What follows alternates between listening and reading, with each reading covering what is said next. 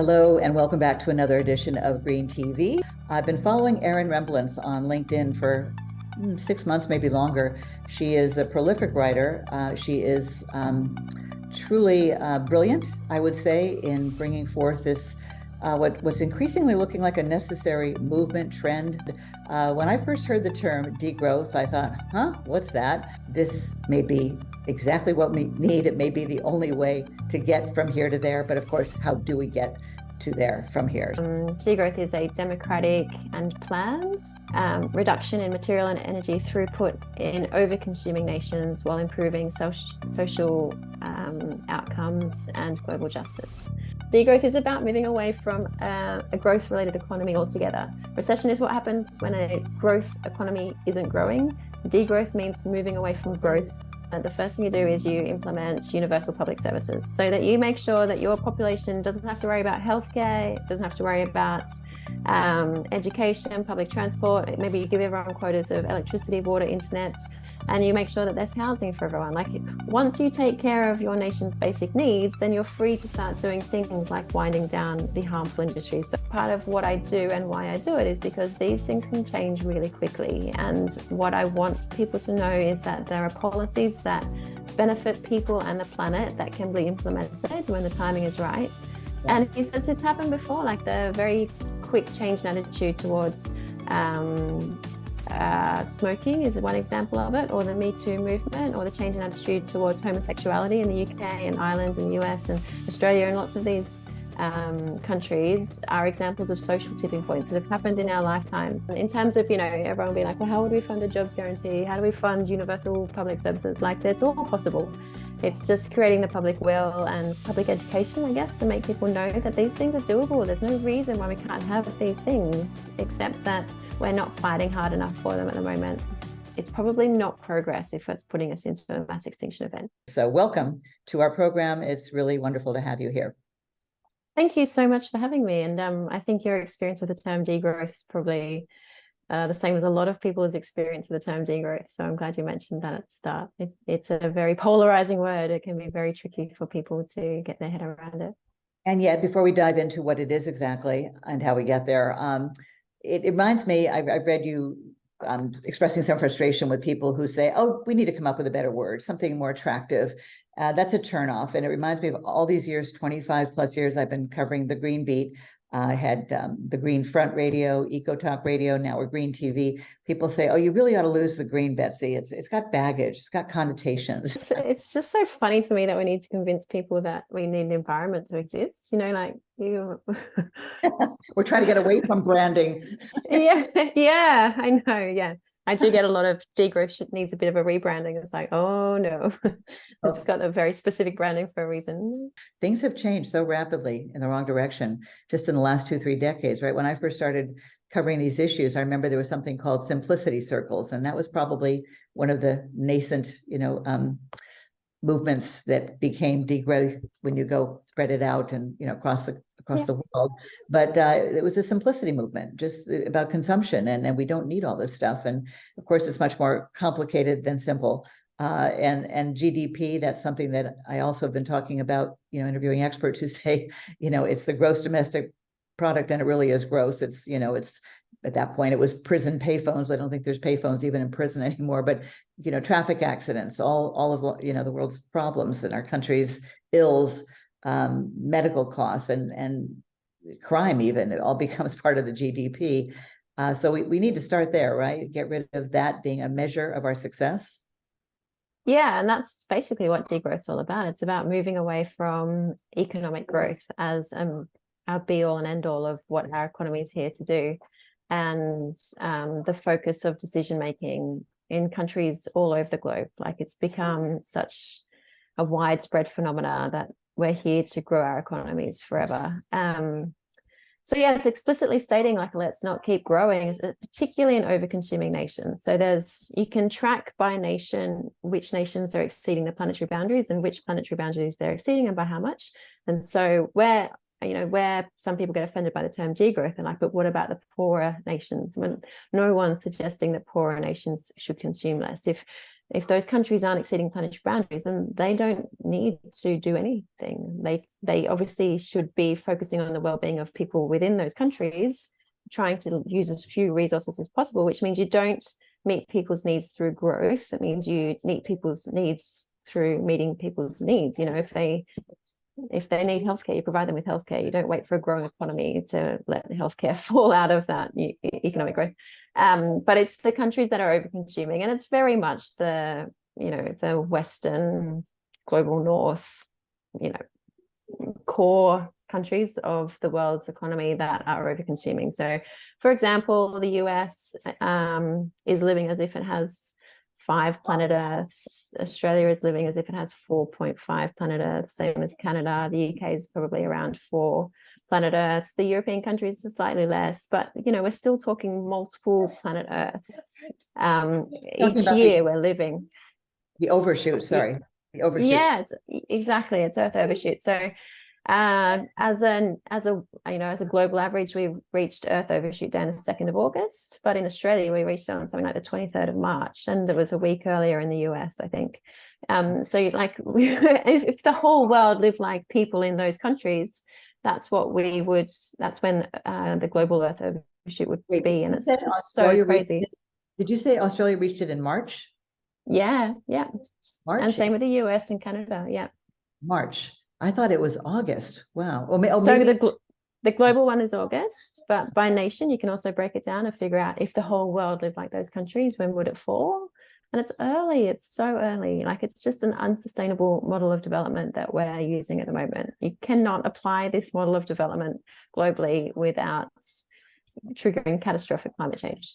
And to me, those numbers should say it all, right? we're not sustainable. It's just like when you ask, how many parts per million of greenhouse gases are in the atmosphere? The average person doesn't have a clue. We're at 420 something now, and considering the safe level of 350 parts per million of greenhouse gases, no wonder we're seeing weather on steroids. Yeah, exactly. And they're all related. So there's some research that's been done. Sadly, one of the lead researchers passed away at the start of the year. He was Professor Will Steffen. He was an Earth system scientist, and he looked at how things have been tracking probably since industrialization, so maybe 1850s. And there's a huge acceleration around the 1950s where everything just gets accelerated, and the good things as well as the bad things. So trying to think, like, there's social outcomes under these metrics as well as environmental outcomes, and there's look up the Great Acceleration on Wikipedia and you'll find it. But he very much links it to the adoption of growth-based economies after World War II, where we started to use GDP as our key metric, and everything started to accelerate from that point on. So you're right, a lot of this damage has occurred in our lifetime since the 1970s, 1980s. The last time Earth Overshoot Day fell at the end of the year was 1970. It was the 31st of December. So, sort of in our lifetimes, this has all happened. So there's been a lot of talk about green growth, sustainable growth, working within capitalism to really maybe tamp down some of the really bad stuff, whether it's carbon emissions or pollution. But I think it's becoming increasingly clear that maybe 30 years ago, if we really took that on seriously as a nation, as a planet, but it's too late for small incremental changes, I believe. And I think that is where degrowth stems from.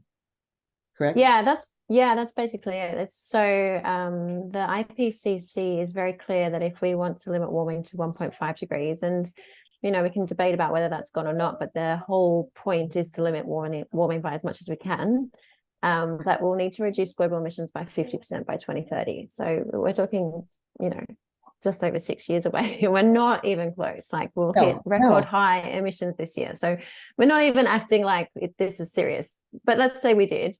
And to do that, it's basically impossible to do it in a growing economy. So the IPCC report was released in 2020, which gave us 10 years to reduce emissions. Actually, it's 2019, I think, to reduce emissions by 50%. And over that 10-year period, our energy use would increase by circa 30% because of our growing economies. So while you're trying to decarbonize, you're increasing your energy use by 30%. Like, it's why would you make the job harder if you didn't have to? You know, like if this is a genuine threat, you wouldn't be increasing your energy use at the same time as you're trying to decarbonize. You'd be cutting your energy use by as much as you can so that you can decarbonize by as much as you can. And you know what? If we decarbonize by more than 50%, if we reduce our emissions by more than 50%, that's great. Like, we don't need to push the boundaries of what the scientists are telling us to do. Let's go further. You know, this is really important. There is no sense. Yeah, exactly. And when people say jobs, you know, for all these years we had to listen to a particular political party in our country, you know, it's going to mean jobs. No, transitioning our economy and our energy system will create jobs. I mean, it's just so preposterous, really, on its face. And clearly, but you know, like, even if it did cost jobs, then we figure it out. Like, we don't hold life on Earth hostage to some jobs. Well, we can do things, and part of degrowth is doing things like cutting the working week so that we're working a 4-day week instead of a 5-day week, which enables you to share jobs around more, so more people can be employed because people are working fewer hours. There's a thing called a jobs guarantee, which would be federally funded in each of the currency issuing nations, which means basically the government's the employer of last resort. So if you can't get a job in the private sector, you can get a job in the public sector. Okay, so let's just dive right in. What is the actual official definition of degrowth? And I'm sure, I know from your writings and Jason Hickel's, I haven't read them all, but I've read excerpts, that you have a green print for this. You don't just say this is where we need to go. You know, smart minds have spent years really thinking this through. And of course, if we don't have a map, we'll never get there. But what if we can make it somewhat simple and accessible to the average person who thinks this just sounds crazy? You know, especially in this country, we're supreme capitalists. What do you mean? We can't have endless growth. How would you describe it to people who are skeptical? Yeah, so I guess for me, there's two definitions. So the first definition is degrowth is a democratic and planned. So democratic, everyone's involved. It's, you know, decision made by the citizenship. Planned as opposed to collapse. So we do it in advance before things get drastic. Reduction in material and energy throughput in over-consuming nations while improving social outcomes and global justice.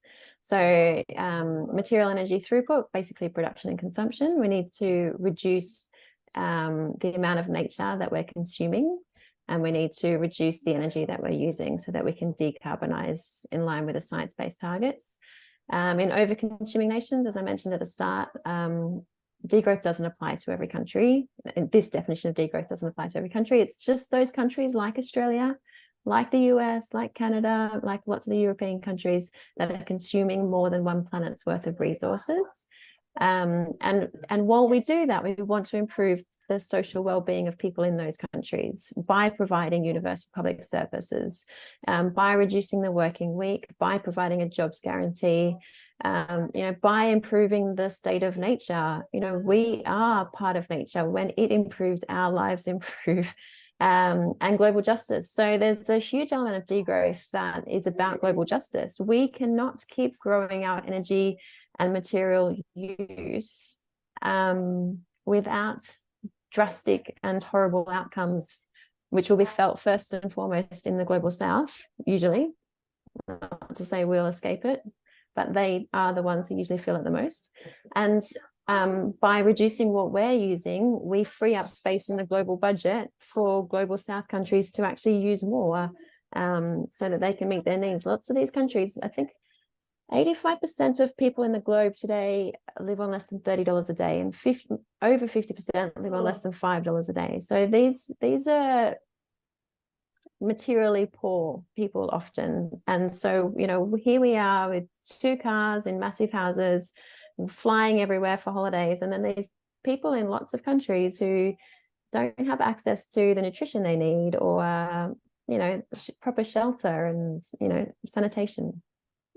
There's so many doomsday scenarios that one can read if one is in a certain circle online, especially that when you really start absorbing where some people think we're going, many people in the movement, you know, think it's too late. Nobody wants to say don't do anything, but you know, there are people who are preparing, you know, their survival kits, you know, and the collapse of not only capitalism, but civilization.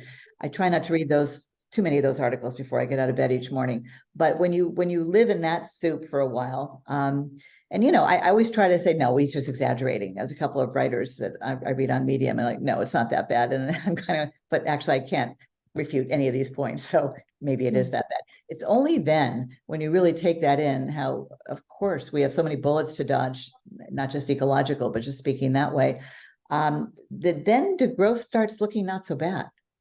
Yeah. So yeah, as I mentioned at the start as well, obviously degrowth gets a bit of backlash in terms of the term degrowth. And I propose that it's not a problem with the term degrowth. The problem is that people don't realize that economic growth is putting us on the edge of collapse. So if you're trying to fix that, I suggest not changing the term degrowth, but actually educating people on how harmful growing our economies is. So our economic growth is tied 1-for-1 essentially to our energy use, basically, and it's also tied pretty much 1-to-1 with our material footprint. So the more we grow our economies, the more metals we're digging up, the more fossil fuels we're digging up, the more forests we're cutting down. Like, they're all related. So this is where I want people to understand that economic growth is not a boon for employment or I don't know, whatever we think economic growth is good for, what we've been told over decades economic growth is good for. It's just turning our living world into dead commodities. That is what we're doing with economic growth. And it's not even just our environment that we're decimating, it's people's livelihoods. You get that growth primarily through two means: lowering the cost of labor and lowering the cost of nature. And those two things are why we see movement towards the global south for production. So those people are doing a lot of the work that used to be done in the global north. Companies will realize they can get it done a lot cheaper. And now we're just getting them to do lots of things at wages we wouldn't even consider paying people in the global north. So I think that step one is making sure people are aware that economic growth is not desirable. Obviously, we don't want recession either, but degrowth is not recession. If degrowth were recession, we'd probably just call it recession. We have different terms for different things because they mean different things. Degrowth is about moving away from a growth-related economy altogether. Recession is what happens when a growth economy isn't growing. Degrowth means moving away from growth, full stop.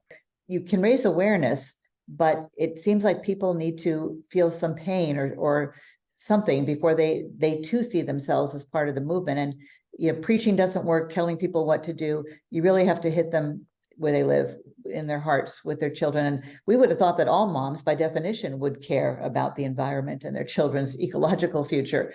But it's not so simple, is it? Especially when people feel like you're trying to take something away from them, when we're just trying to help ensure a livable planet for a few generations, Yeah, it's a really tricky situation because most of our metrics of success are in direct contrast to what we need to do to keep the planet habitable. So, do I earn a lot of money? Potentially if you earn a lot of money, you're probably in a harmful industry, to be honest. And if you're, which enables the big houses and the holidays and all the things we think we're doing if we're good parents to our children. And so breaking that psyche is really difficult. And there's a lot of personal baggage, I guess, or spent time and investment and dreams in that lifestyle and those lives. So breaking that, I actually think there's a sense of trauma related to coming to realize how we've been living has been affecting our own children's futures. And I think that is a reason why people can't face into it. I think if you really looked into what we've been doing, a lot of us been doing, thinking it's the right thing, like we're not bad people, we think we're looking after our children's futures by having these great jobs and big houses and whatever, but actually schools, good doctors, good healthcare. Yeah, exactly. Like it's actually, they're not going to thank us for those things. What they'll thank us for is doing everything we can to turn this ship around, is how I see it. But again, how do we get back to simpler times when the powers that be, whether it's fossil fuel industry, Wall Street, we're in our, green bubble, and it's my favorite place to be. And yet you go out in the world, sometimes you just go, how are we going to reach these people, these masses on the streets? And look, I think it's just we just keep using our voices, and the more people who do it, it's like it becomes like a wave and it becomes unstoppable. And I think it's frustrating because it seems really slow now, but they say, I mean, the research says that when you get to 25% of people, it very quickly becomes 75% of people. And I don't know what we're at now, but surely it's increased a lot since, say, 2018, before Greta Thunberg and Extinction Rebellion and all the climate impacts that we're seeing. Like, it brings me no joy to say that the climate is on our side in terms of raising awareness. Like, it's going to make it obvious that we have to do something. So just in those 5 years, it's increased a lot. Awareness has increased a lot, and it's going to continue to increase as food prices increase because of food shortages. The ozone layer diminishes because of the smoke from bushfires. Like, these all things are going to compound, and it's going to be hard to pretend that there's a normal, something such as normal exists anymore. In terms of fossil fuels, my big thing is that I don't see how they can be, why we give them so much power. I don't understand why they wouldn't just subsidizing. Yeah, like, just nationalize them and wind them down. Like, they shouldn't be private corporations. They're never going to prioritize anything other than profits and growth. That is why they exist. We like to pretend that they might have a conscience or some sort of ethics, but they're a legal structure. They're made up of people, but they're made up of people who can be kicked out of their job as soon as they gain a conscience and replaced with someone who doesn't have a conscience. Like, it's a legal structure there to provide shareholders with profits and growth. And if we want to reduce our reliance on fossil fuels, we need to nationalize them and wind them down. And there's a great article I can share with you that you can put on your YouTube channel by Jason Hickel that talks about that process of what would we do if we were to treat the climate emergency as if it was a genuine emergency. So if you could be queen of the world and institute degrowth everywhere, what would the first 3 things you'd do be? Yeah, so, and like, these aren't necessarily original thoughts. I read a lot of the degrowth scholars. So Timotei Parikh and Jason Hickel and Yorgos Kallis and Julia Steinberger. Like, I follow these guys. I watch their movements closely because I find this all very fascinating. So this is me interpreting what these scholars would do.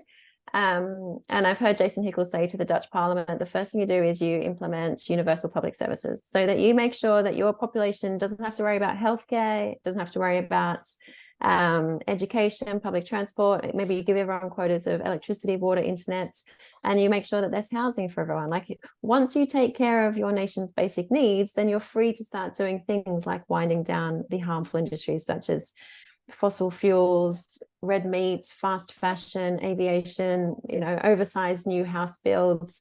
Reduce our reliance on cars would be wonderful. Let's move to more active transport. All of these sorts of things can happen when people's livelihoods and their jobs and that sort of thing aren't tied to these industries. So that's step one. I know Timotei Parikh probably has a slightly different take, and he would remove for-profit corporations. So, and for-profit corporations aren't necessarily like not all organizations need to make enough money to pay their bills, but a for-profit organization can currently distribute the profit it makes back to individuals, and that's sort of where the problem lies. So if you can implement something whereby these organizations can't distribute their profit back to individuals, it can be reinvested into the business or it can be reinvested into the community, but there is no beneficiary from that corporation's or that organization's activities beyond simple wages or salaries, that sort of thing. How do you envision us jumpstarting this? Yeah, so again, like, I'm just following what the degrowth scholars say, but Jason Hickel would say it's the labor movement. So, and he would talk about the strike. So if we really want to see this, and it probably involves social tipping points first, which we talked about earlier. So you get your 25%, which very quickly becomes 75%. And now something that we thought wasn't possible is actually really high on the public agenda. And I followed George Monbiot's work, who's an environmental journalist in the UK on this topic. Yeah. And he says it's happened before, like the very quick change in attitude towards smoking is one example of it, or the Me Too movement, or the change in attitude towards homosexuality in the UK and Ireland and the US and Australia, and lots of these countries are examples of social tipping points that have happened in our lifetimes. Women winning the right to vote, all of these sorts of things are great examples of where people have come together to change the narrative on a topic. So I think that comes first. And then Jason Hickel would say the next stage is to use the power of the labor movement and unions to force some of these things through. So we won the weekend through the labor movement. People worked 6-7 days a week until we fought hard. I think it was in the early 20th century to have a weekend. This is how these things came about. So if we want to have a 4-day work week, then we can use the power of the labor movement to do it again. If we want to implement a jobs guarantee, this can come through the labor movement. But again, we just need more people talking about it, more people to understand how urgent this is, probably before we have the will to do what's needed, even within the labor movement at this point. So let me ask you, since you're down under all the way across the world, do you see this happening in Australia? Look, I don't see it happening like tomorrow. But I guess COVID did show me that things can happen very quickly that you don't foresee happening. So at the end, or even in February 2020, even though I knew COVID was in the world and even in my country, I didn't see us shutting down schools and implementing work from home mandates and closing the borders. Like, I just had never seen it in my lifetime, and I would never have thought it would happen. And so part of what I do and why I do it is because these things can change really quickly. And what I want people to know is that there are policies that benefit people and the planet that can be implemented when the timing is right, and not some of the more authoritarian, harmful, capitalistic, extractive policies that are likely to take their place if people aren't aware of what the degrowth policies are. And on that topic of the degrowth policies, lots of people will be sort of thinking, but how do we pay for it? And on that topic, I want to reference modern monetary theory, and on that topic there's another Jason Hickel article I can share, but Stephanie Kelton's a MMT economist in the US, and she's got a great book called The Deficit Myth that just basically explains how currency issuing nations can fund whatever they want. And even John Maynard Keynes said it in the early 20th century, like, the only limit to what we can do is what we can resource. Like, the money exists if we want to do it. So in terms of Ukraine, look at the Mideast, all the millions that are being poured into aid, not that they shouldn't be, but yeah, money is makeable. Whenever they want to find the money, they can. So in terms of, everyone will be like, well, how would we fund a jobs guarantee? How do we fund universal public services? Like, that's all possible. It's just creating the public will and public education, I guess, to make people know that these things are doable. There's no reason why we can't have these things, except that we're not fighting hard enough for them at the moment. Let's hope that together we can, wake up very, intelligent species, traditionally, historically, hopefully futuristically. Intelligent, maybe not wise at the moment. Yeah, I mean, we caused the problem, not knowingly for the most part, but we've known for some time, and we have not really responded to the crises. And I don't know what it's going to take, but I know that degrowth is a really interesting part of the conversation. And of course, we need to do more than talk about it, read about it, write about it, but act on it. But first, people need to understand what is at stake, what we're up against, what will happen with business as usual, but a much wider swath of the population in America and Australia and across the planet. Yeah, exactly. And that's sort of what I see our jobs. And so the more we keep talking about it and people will keep reaching others with the news, then it will happen very quickly. But until we get, I guess, a critical mass, then nothing will happen. Well, as I say, it's a social tipping point.